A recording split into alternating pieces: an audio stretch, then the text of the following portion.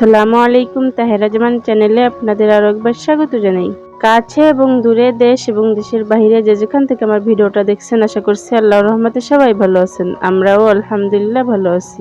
আবারও আপনাদের মাঝে নতুন একটা ভিডিও নিয়ে হাজির হয়েছি। আশা করি শুরু থেকে শেষ পর্যন্ত ভিডিওটা কন্টিনিউ করবেন। আজ আমাদের বাসায় আমার বাবা মা এসেছে, তাই আমি আমার বাবা মাকে কি কি রান্না করে খাওয়ালাম সেগুলাই থাকছে আজকের ভিডিওতে। আশা করছি ভিডিওটি আপনাদের কাছে ভালো লাগবে।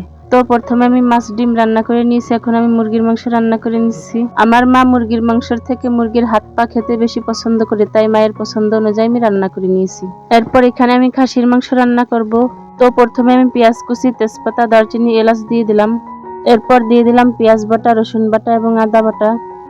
এরপর দিয়ে দিলাম হলুদের গুঁড়া, ধনিয়া গুঁড়া, মরিচের গুঁড়া, জিরার গুঁড়া এবং স্বাদমতো লবণ। এরপর সামান্য পরিমাণ পানি দিয়ে মশলাটা ভালো করে কষিয়ে নিয়েছি। মাংসটা আমি আগে ভালো করে ধুয়ে নিয়েছিলাম। এখন আমি ধুয়ে রাখা খাসির মাংসগুলো মশলার সঙ্গে দিয়ে ভালো করে মশলার সঙ্গে মিশিয়ে নিলাম। এরপর মাংসের ভিতর আমি কেটে রাখা পেঁপেগুলো দিয়ে দিলাম। এখন সবগুলো উপকরণ ভালো করে মশলার সঙ্গে মিশিয়ে নিব। এভাবে পেঁপে দিয়ে খাসির মাংস রান্না করলে খাসির মাংসে যে একটা গন্ধ থাকে সেটা আর থাকে না এবং খেতেও খুব সুস্বাদু হয়। মাংস থেকে যে পানিটা ছেড়েছিল সেটা শুকিয়ে গেলে মাংসটা ভালো করে কষিয়ে নিব। মাংস ভালো করে কষানো হয়ে গেলে এরপর ঝোলের জন্য প্রয়োজন মতো পানি দিয়ে দেব। এরপর ঢাকনা লাগিয়ে 7 থেকে 8টা সিটি দেওয়ার পর চুলা থেকে নামিয়ে নেব। এখানে রাইস কুকারে আমি পোলাও রান্না বসিয়ে দিয়েছি। চালটা ধুয়ে গরম মশলা এবং তেল দিয়ে ভালো করে ভেজে নিয়েছি। এরপর প্রয়োজন মতো পানি, লবণ এবং দুধ দিয়ে দিলাম। আমি যখনই পোলাও রান্না করি এভাবে দুধ দিয়ে রান্না করি।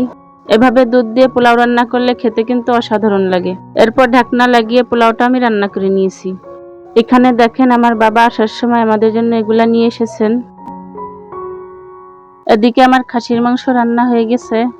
আজকে আমি রান্না করেছি পেঁপে দিয়ে খাসির মাংস, মুরগির মাংস, পটল দিয়ে রুই মাছ ভুনা, ডিম এবং ঢেঁড়স ভাজি। আমার আজকের ভিডিওটা যদি আপনাদের কাছে ভালো লেগে থাকে তাহলে প্লিজ আমার ভিডিওটিতে একটা লাইক দিতে ভুলবেন না। আর যদি আপনি আমার চ্যানেলের নতুন দর্শক হয়ে থাকেন চাইলে চ্যানেলটি সাবস্ক্রাইব করতে পারেন। আপনি যদি ফেসবুক থেকে আমার ভিডিওটা দেখে থাকেন চাইলে পেজটা ফলো দিতে পারেন। আর যদি কাজটা অলরেডি করে থেকে থাকেন আপনাকে অসংখ্য ধন্যবাদ। আজকের ভিডিওটা এখানেই শেষ করছি। আল্লাহ হাফেজ, আসসালামু আলাইকুম।